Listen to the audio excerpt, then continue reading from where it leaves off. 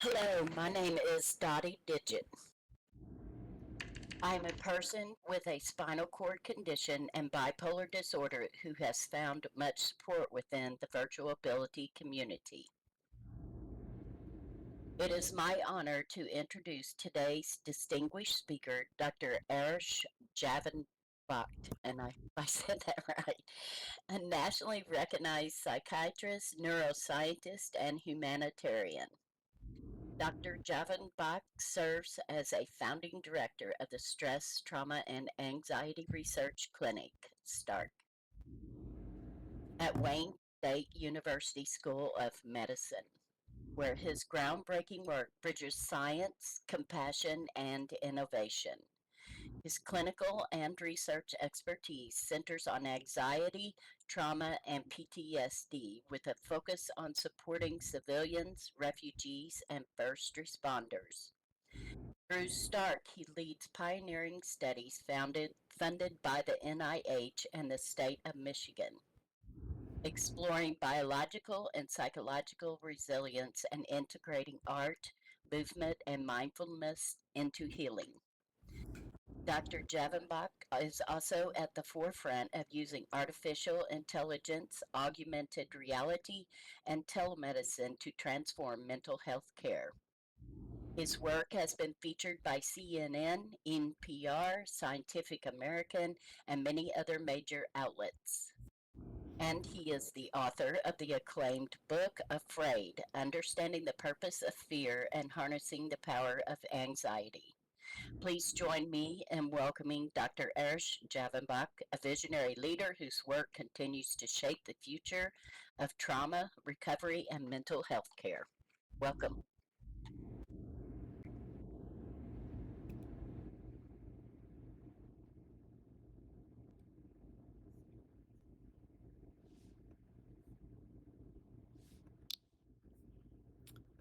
Thank you so much for the kind introduction. I appreciate that.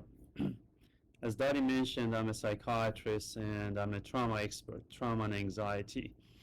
And I am also the director of this research clinic at Wayne State University, where our work is focused on understanding what trauma, stress, anxiety do to the body and the brain, and also advancing treatment methods that we have available for these conditions. And part of it includes use of modern technologies like AI and mixed realities. As well, we use more traditional methods which are non-pharmacological like art and dance and movement therapies and mindfulness practices. Basically, we want to have a whole approach to the whole person rather than just some biological aspects of them. So today I'll be talking about war exposed populations, which is a big part of what I've been doing, working with people, civilians who have been exposed to war and the atrocities and then had to leave their homes as a refugee. But before I start talking about what we see in these people, I want to basically explain what is the story of a person who we see as a refugee in our communities. Especially these days, there's a lot of conversations about immigrants, refugees, what's the meaning of their experiences, what is the meaning of their being in different societies. I want you all to imagine that as you're living your life, next morning you wake up and there are loud explosions around you, and there's chaos. There's no TV, there's no radio. You don't know who is in charge, and depending on who is in charge in your neighborhood, if you are considered a friend or an enemy. You don't have access to food, electricity, safety, heating, and food for the kids. And you don't know when this will end, if it does ever. And you don't know how to protect yourself and the family. Now, a lot of us deal with day-to-day challenges of life. Let's say if I had a difficult situation in my job, imagine how stressful that is. Now imagine your job being the last priority. It's just about survival. And now this goes on and on and on for months, and then hearing the stories of family members being killed or kidnapped, and then having to every time going out for food could be a risk of being abducted or getting killed and then being exposed. And all the stories I will say will be realities of what I've heard from refugees and war exposed people. None is my imagination. And you see potentially dead people uh, whose bodies have been there for a while. And then if you're lucky enough, at some point you leave your family, your friends, your belongings, your identity, your character, your house, your job, and end up in a third country where, let's say, in the case of refugees from Syria and Iraq, you end up in an island in Greece or Lebanon in a refugee camp for a couple of years where there is like significant lack of resources, people are packed together, and then the stress continues on and you don't know what is your next day. And so other people who are still in the war zone, who are stuck in the war zones, it's even harder. And then because your fate is depends on decisions a couple of people in the power are making.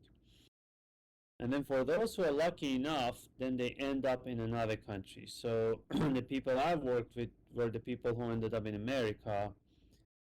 And basically one day they were given a letter that, okay, now you and your family or whoever is with you are going to move to America. And the perception of America you have is the Hollywood movies, but now you end up in a very underserved area. You don't know the language, you don't know the culture, you don't have transportation, and now you have to start building a new identity. So there are a lot of immigrants in different countries, including America, who wanted to come here, who loved this country, who knew the language, who knew the culture, who were prepared already for living in this society. While for a refugee, a lot of times all of it hits them at once. Now you are in this country. Well, it could be Germany, it could be Sweden, it could be Lebanon, now it's America.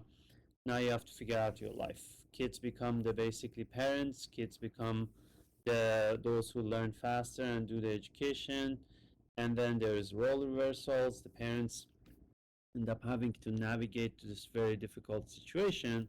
Now what I will be talking about is the mental health toll of it, which is on top of what we have talked what I just mentioned to you. So I did mention the refugee experiences and how difficult those situations are for these situations are for the refugees, and all the losses and deprivations and exposure to trauma. And the trauma is what I'll be addressing. And then, of course, for someone who leaves home, there's shame, there's guilt, there is internalized racism, there is feelings of, oh, I left my family or relatives, my grandmother. I've seen people from Afghanistan, a mother from Afghanistan, who every day is very sad because she knows she has relatives now in Afghanistan under Taliban who are not safe. So the work we did, we call it Project Risk and Resilience among refugees. When about 10 years ago, when I started my academic job at Wayne State University, my curiosity was, let's look and see what is the prevalence, what's the impact of trauma exposure in refugees who come from Syria and Iraq. That was in the heat of the Syria and Iraq war. And at that time, my question was, what is the impact? What is the mental health impact of this exposure to several years of war in Syria and Iraq? So we got lucky and we met a community clinic that was serving basically physical health needs of these refugees. Every refugee has to do a physical health screening when they come to America. And we put together a team. I mean, this slide was supposed to be basically animated, but it's not. So you see people overlapping on each other. A lot of people of Middle Eastern background, Arab backgrounds, from Dubai, from Syria, from Palestine, from Iraq, from UAE. These people came and said, we want to help you in this work. These are doctors, these are students, these are refugees themselves, these are children of refugees. So we put together a team, and every day those refugee families were coming to these clinics. My team would go there and check out and see, basically, check out on the mental health situation of these refugees, both adults and children, because one of the challenges we have is half of the war exposed population are children. but we don't have much data on what is the impact of the exposure to trauma and war trauma among kids. Most of the studies are done on the adults. So we went there and said we want to collect mental health data from all of these refugee families. And it was not an easy task because when a refugee comes to America, they don't have a lot of resources. So people basically, my team would go there while the drivers are banging on the door asking for basically saying that, okay, we got to take them back and bring another family. They had to quickly ask all the questions and collect the data. We also looked at the biological impact of war on refugees, but today I will just present the mental health impact.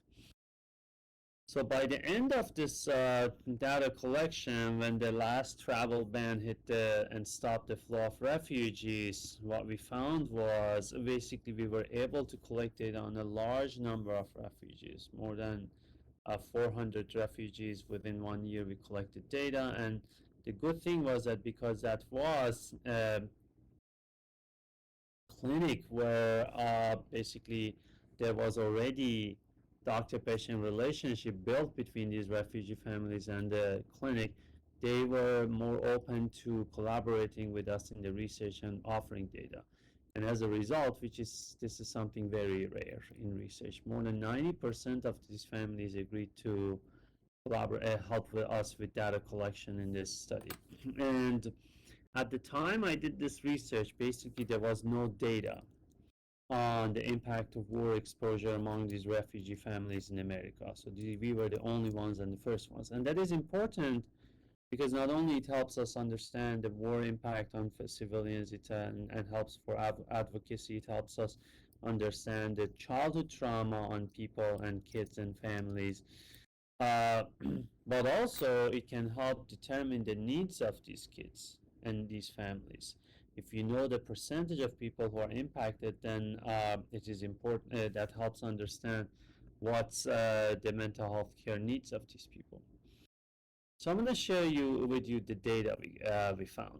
What we had was basically the group of people that the adults we had data on were basically equally men and women, and majority had high school and higher degree. Majority were married, and if you look there, you see a large number of them had a medical condition, but very small percentage, only 5%, were previously had a previous psychiatric diagnosis or a mental health condition.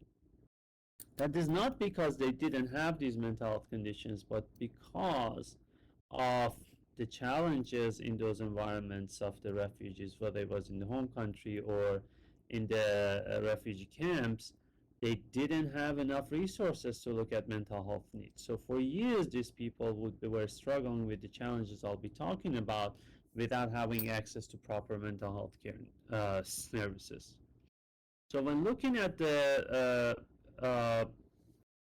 adults. Actually, first I want to talk about what we are talking, basically what are these conditions. When we talk about PTSD or post-traumatic stress disorder, we're talking about people who have had exposure to horrible traumatic experiences. We're talking about seeing death, possibility of being dead, being killed, being in the shootings, being near explosions, having very serious medical conditions because of the war, being tortured, being exposed to sexual violence.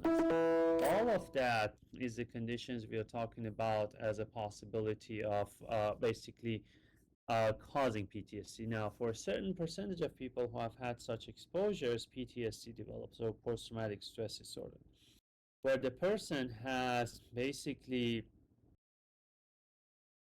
nightmares related to the trauma, flashbacks. Basically, they see or hear the sounds related to the traumatic experiences. Those memories keep coming to their mind and they cannot push them away. They cannot sleep at night. They start to avoid basically anything that could be triggering or related to their traumatic experiences. For example, people who have been near explosions, now fireworks of 4th of July bother them a lot. We see the same with people who have survived shootings. So that is PTSD. Then we have clinical depression, and then we have anxiety. When you look at the data And the basically graphs that I'm sharing here, PTSD prevalence among, so the blue is men, orange is women, and the gray is both. So about 1 in 3 people, both men and women, pass the full diagnostic threshold for PTSD to be clinically diagnosed with PTSD, which is extremely high. In combat exposed veterans, in Vietnam War, which was a very difficult war, we see those prevalences. And just as an example to compare, general population PTSD prevalence in America is about 6%.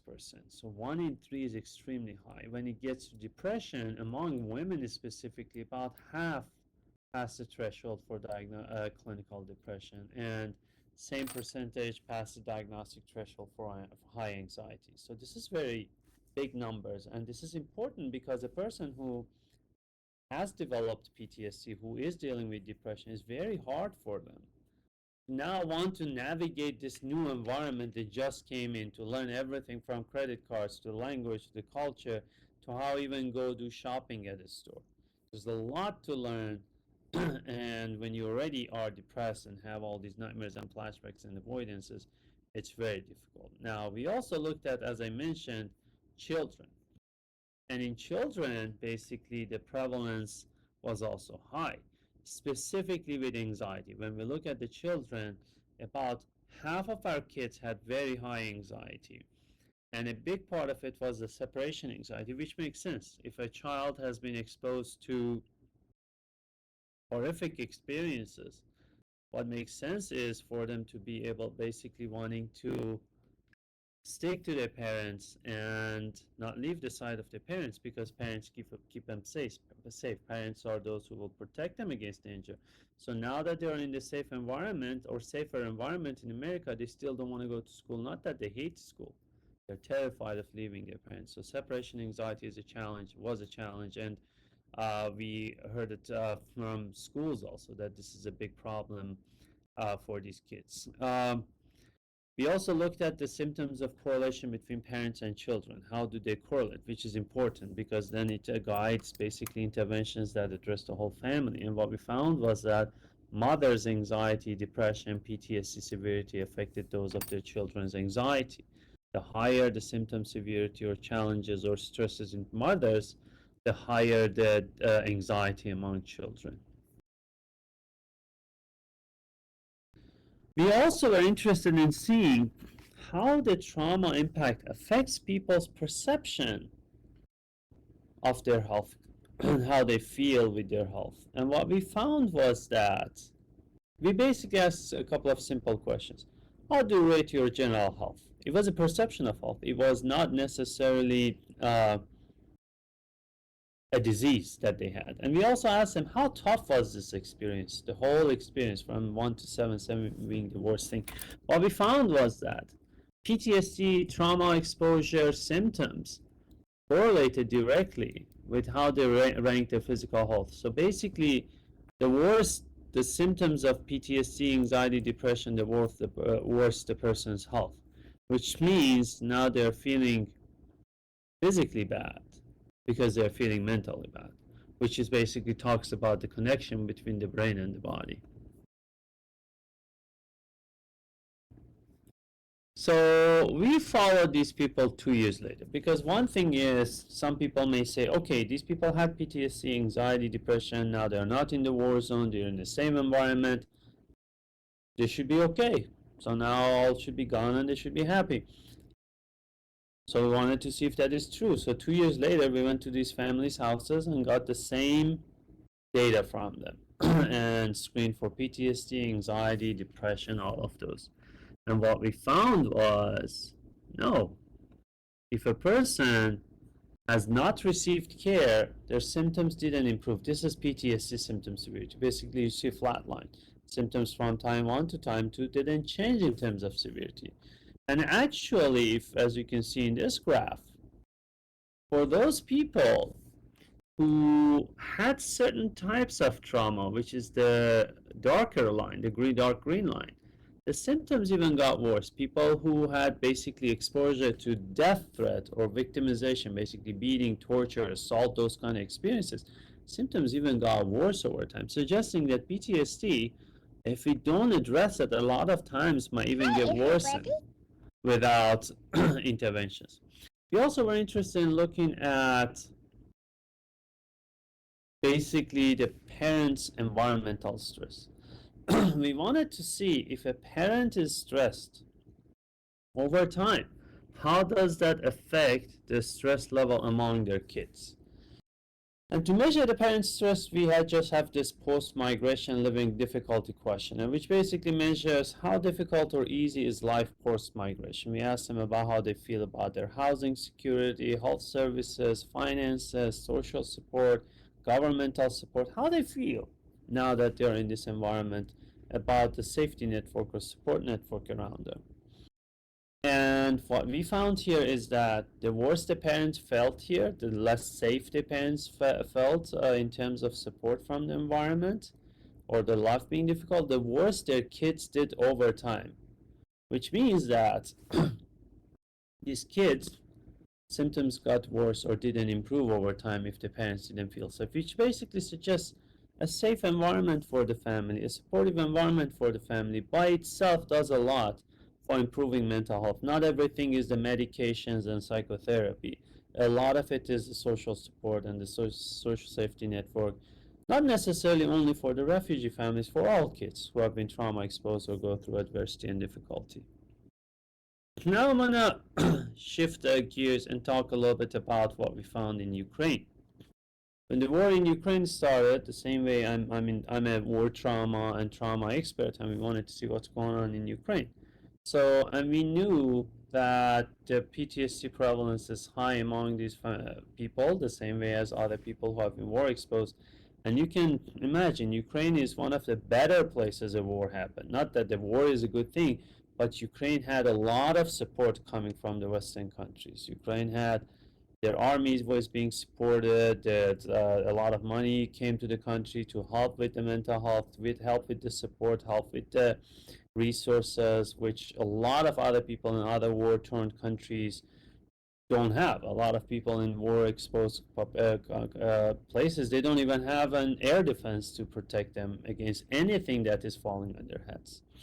So at that time, this is Austin. Austin contacted me from Boston. He was a college student in Boston, and he reached out to me from Ukraine. When the war started, he dropped everything he was doing, and he said, "I want to go to Ukraine and help people, and not help people in a safer city or in Kiev." He said, "I want to go to the front line, in the villages where Russia just left. The Russian soldiers left this, and next to the bombings and explosions, and these are villages that nobody goes there, and just some old people are left there who cannot leave, and they don't have any resources. So now we have this mobile clinic. We go there and give them the simple medications they need, and I want to do research and see what's the impact." So this young man, we helped him to basically develop his data and questionnaires and all of that and do the analysis.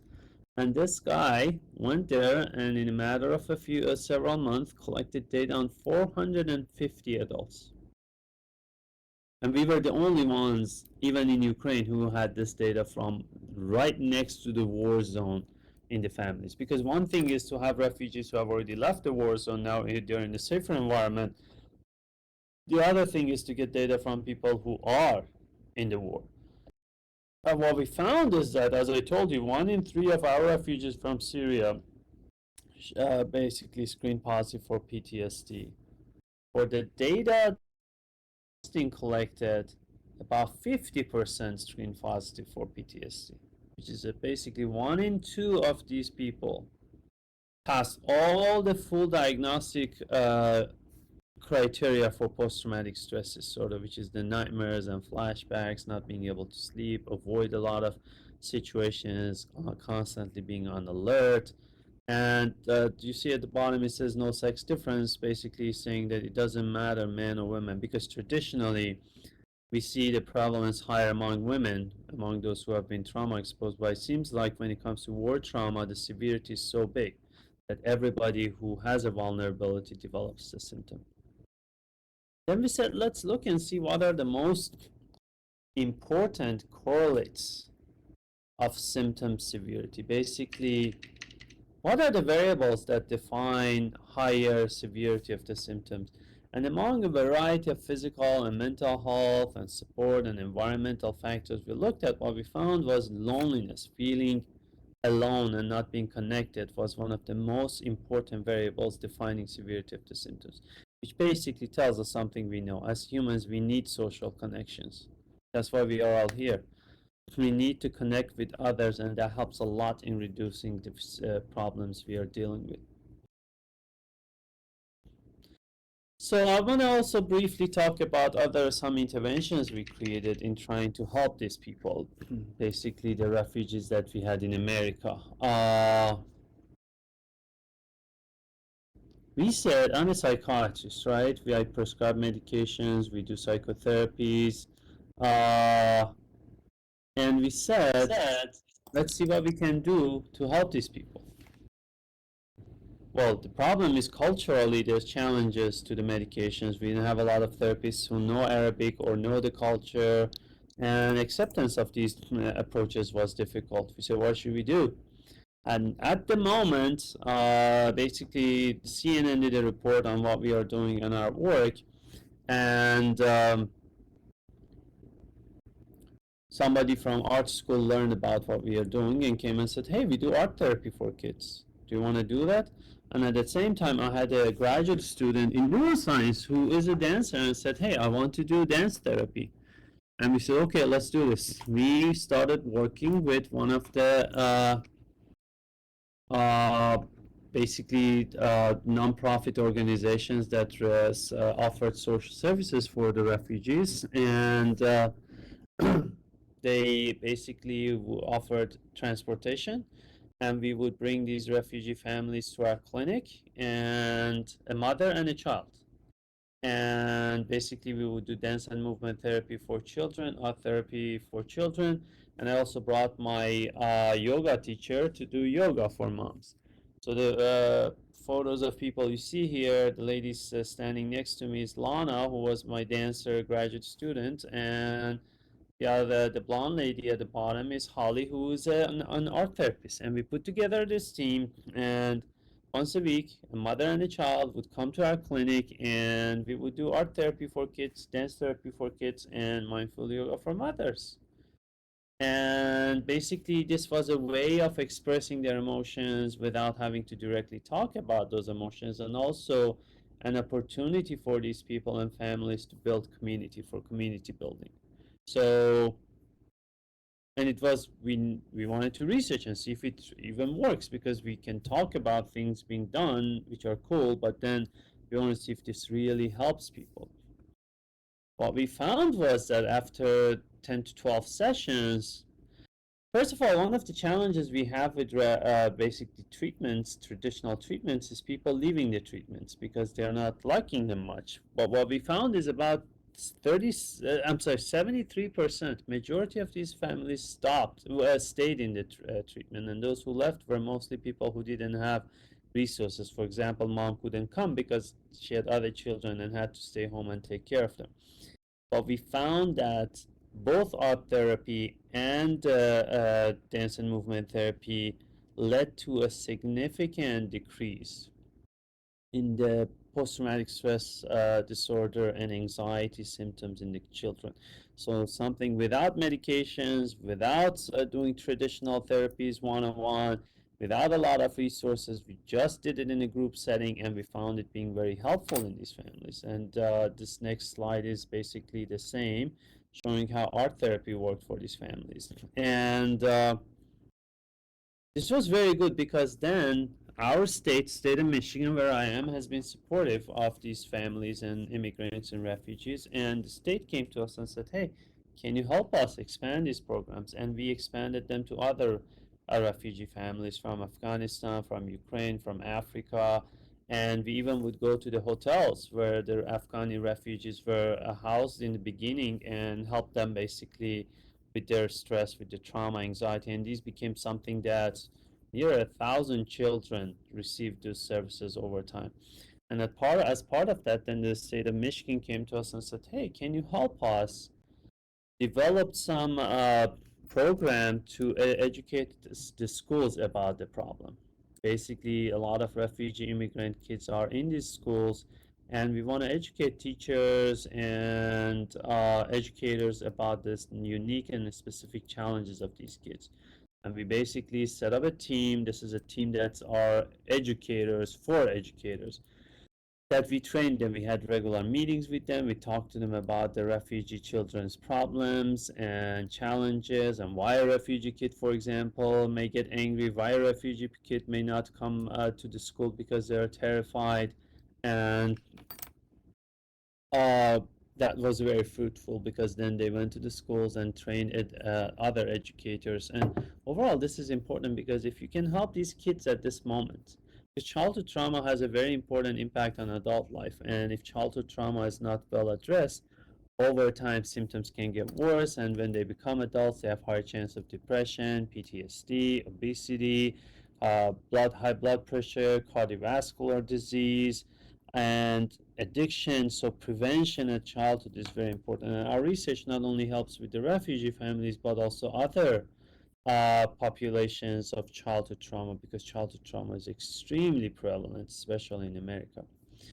We have also tried to be an advocate and speak for these families in the public, and I've written pieces about. I write a lot for the different media outlets, and I publish a lot and do a lot of interviews, and use those outlets to educate the public in America about what is trauma, what are refugees, and what are the unique challenges, helping people understand, because understanding a lot of times helps with prejudices. And I'm going to end with basically talking a little bit about my book, Afraid, which is a collection of basically a summary of my whole career work, talking about fear, anxiety, trauma, how they affect their brain, our brains, our bodies, and how we can befriend our fear and anxiety rather than trying to fight it, making it a friend and using its energy, how fear is being used in the politics, in the media, and what are the diseases, what are the challenges, what's PTSD, what's social anxiety, and what are the leading treatments we are using for these conditions. I will stop here, and I thank you all for listening to me, and would love to answer any questions that may be.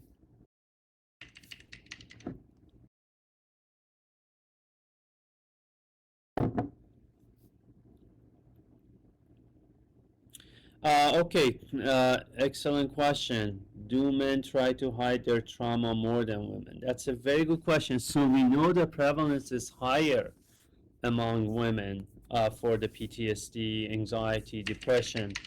Part is biological, but part could also be what you're mentioning, that culturally men are supposed to not talk about these things, and because these are considered quote unquote weakness.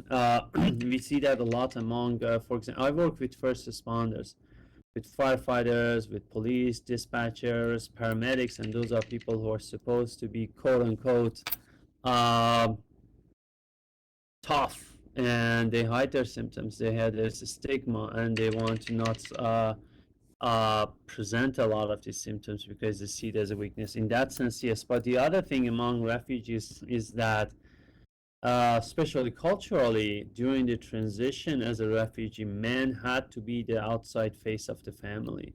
And they had to look tough and they had to look strong because they're navigating a very difficult transition. And that could have been also another part for men showing, presenting less of the symptoms. But when it comes to the severe enough symptoms that they break people, those we didn't see much difference in PTSD between men and women. As I shared the data, 1 in 3 of both had the symptoms. But when it comes to depression and anxiety, we saw more of those among women. Question 2. Why do PTSD symptoms stay the same or worsen over time? The body strives for homeostasis, so physical healing of the body is a constant process. Very good questions. We are still doing a lot of research to understand. Actual first question, why do some people develop PTSD and why do some not? A big part of it is our biology is different from each other, our genes are different, our epigenetic changes are different, the past experiences affect. For example, as I said, if I've had childhood trauma, now I will have a higher chance of developing PTSD as an adult when I'm trauma exposed. The meaning we have for the experiences, the meaning the society creates for me for my experiences, all of those will affect us. Now, over time, well, PTSD is a brain condition now. We see the traces in the brain. When we scan the brains, we see the changes have happened in the brain. And some of those will not recover by themselves. For a lot of people, symptoms improve over time. But for a lot of people, they don't unless there's an intervention. The same way, for example, sometimes people who develop high blood pressure, diabetes, a lot of times with diet and exercise and lifestyle changes, they get better. But a lot of times, they don't get better. And then we will need interventions and medications in that sense. And then, of course, there's ongoing life stressors, especially for a refugee person or those who have been, or as I said, in first responders, cops, firefighters, dispatchers, paramedics. They keep seeing horrible things and they don't get a chance to recover. They have highly stressful lives. So a combination of all these different factors and variables can lead to a lack of improvement in a lot of people.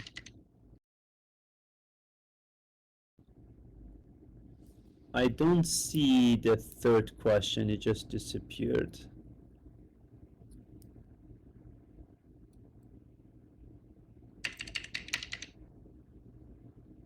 The third question, who recovers better from severe PTSD, adults or children? Very good question, and I don't have the answer to that question. We don't have enough data to say who recovers better. I could think of children, so when it comes to children, there are two aspects.